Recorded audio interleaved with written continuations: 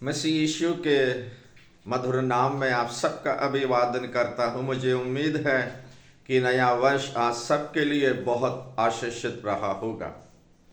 एक सवाल है जो बहुत लोगों के दिलो दिमाग में बना रहता और उन्हें परेशान करता है।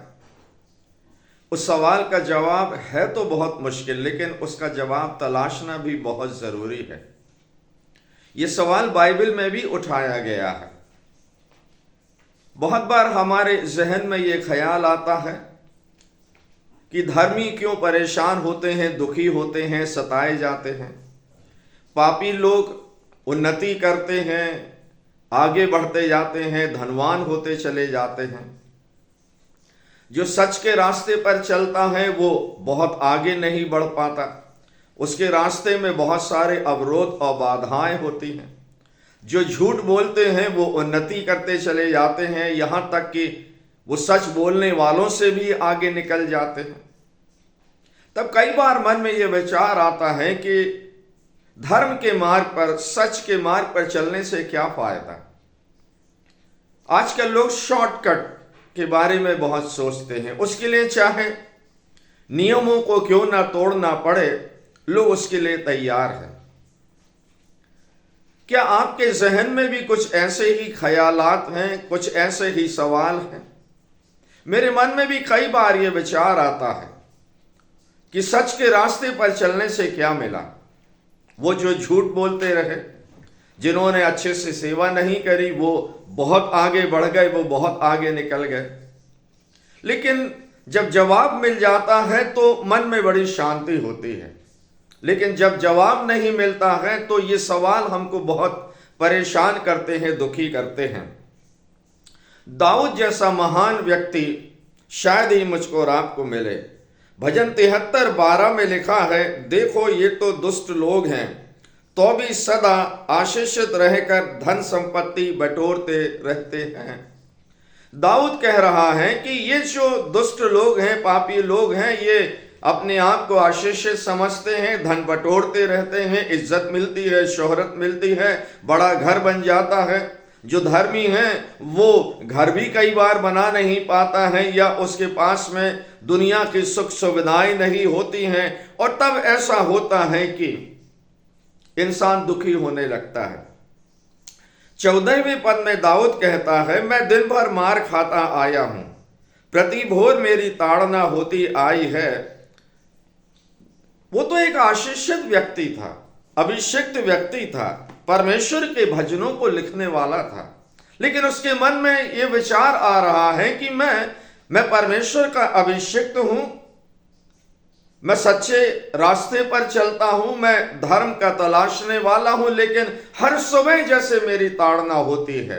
और वो दुष्ट लोग बेखौफ जीते हैं।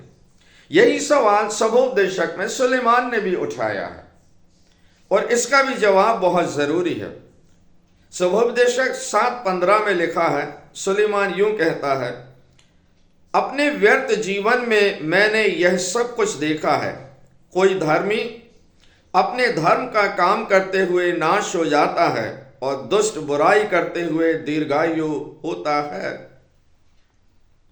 बड़ी अजीब सी बात लगती है जो सुलेमान ने अपने अनुभव से देखा है। और वो कह रहा है कि मैंने अपने व्यर्थ के जीवन में इस बात को देखा है कि धर्मी व्यक्ति धर्म का काम करते हुए नाश हो जाता है।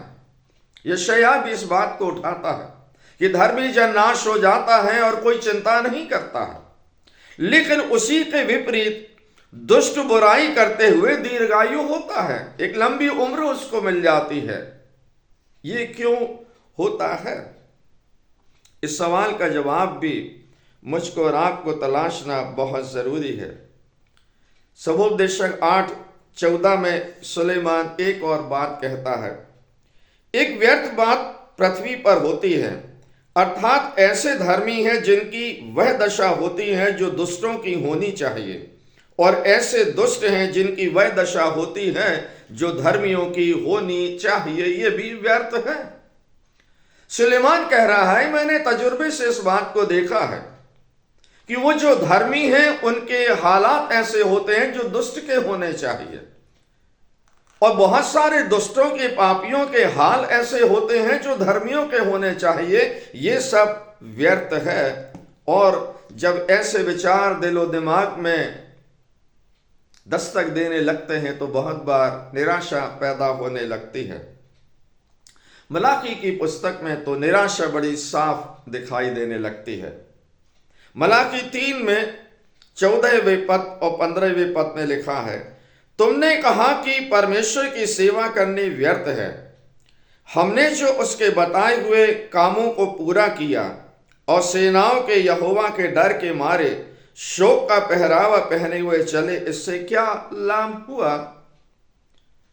ये लोगों को लगने लगा है कि हम तो डर से, भय से चले, सच्चे रास्ते पर चले, परमेश्वर के हुक्मों को माना, परमेश्वर से भी डरे, लेकिन उससे क्या लाभ मिला है?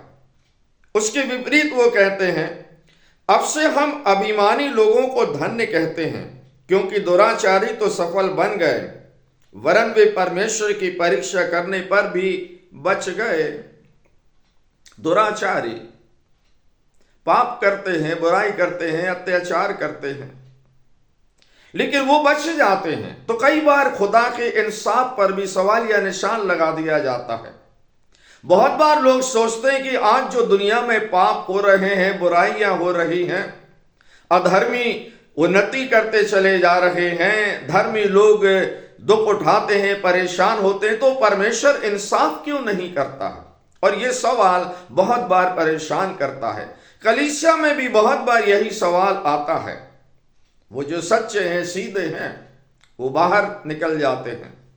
वो जो टेढ़े हैं, तिरछे हैं, उनके हाथ में कलीसिया की कमान होती है, हुकूमत होती है, तब बहुत दुख होता है। और अब वो पूरी तरह से निराशा में डूब गए और कह रहे हैं, अब से हम अभिमानी लोगों को धन्य कहेंगे, क्योंकि दुराचारी सफल हो गए। बहुत बार मन में ये विचार आने लगता है, सच के रास्ते पर चल के क्या मिला? कुछ हासिल नहीं हुआ। बहुत बार मन में ये विचार आने लगता है कि क्यों ना हम भी सच का रास्ता छोड़ दें और वही करें जो दुनिया के लोग कर रहे हैं, झूठ बोलें, गलत काम करें, गलत तरीके से पैसा कमाएं, हम सुखी रहेंगे। धर्मियों के लिए, सच के रास्ते पर चलने वालों के लिए ये सवाल बड़ा कठिन हो जाता है। और बहुत बार जब हम इन तमाम बातों को देखते हैं तो हम शायद दाऊद की तरह, हम सुलेमान की तरह, मलाकी के उन लोगों की तरह निराश हो जाते हैं। और बहुत बार जब ये विचार आपके दिमाग में आता है, आपने मेहनत करी लेकिन आपको वो जगह नहीं मिली, आपने बहुत मेहनत से पढ़ाई करी लेकिन नकल करने वाले आपसे आगे निकल गए, आप सच के रास्ते पर चलते रहे और झूठ बोलने वाले तरक्की करते गए, आप दुखी हो जाते होंगे। शायद यही बहुत से सवाल आपके जहन में होंगे। लेकिन मैंने कहा कि ये तो एक सवाल है, इसका जवाब ढूंढना बहुत जरूरी है कि इसका जवाब क्या होता। तो भजन 73 में दाऊद खुद ही उसका जवाब ढूंढता है।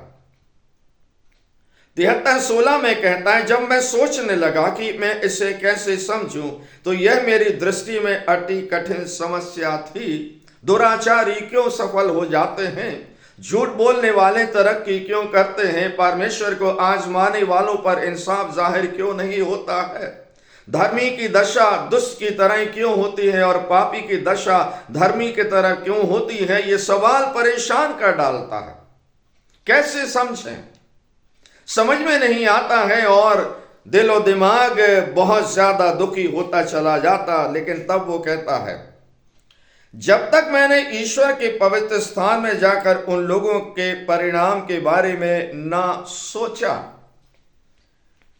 सबसे जरूरी है एक धर्मी का परिणाम और एक झूठ बोलने वाले अत्याचारी और पापी का परिणाम।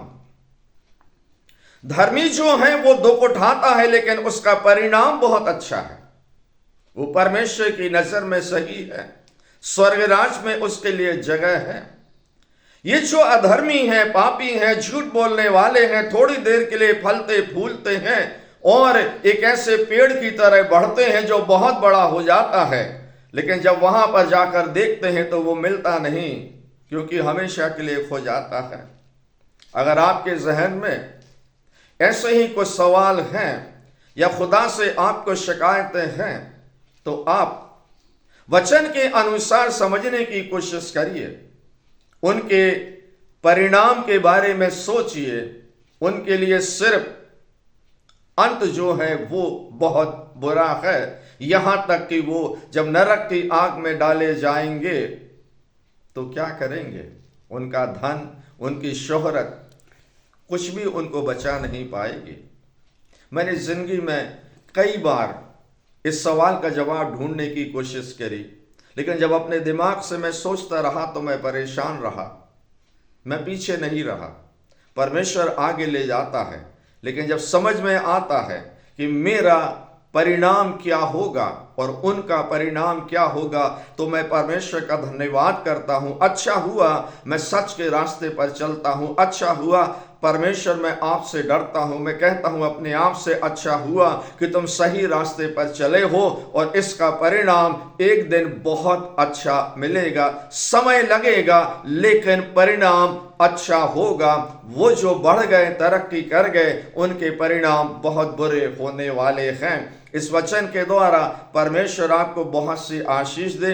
वीडियो को शेयर करें, लाइक करें। अगर आपके दिमाग में कोई सवाल है, कोई शंकाएं हैं, तो अपने कमेंट्स भी जरूर आप लिखकर भेजें। जय मसीह की।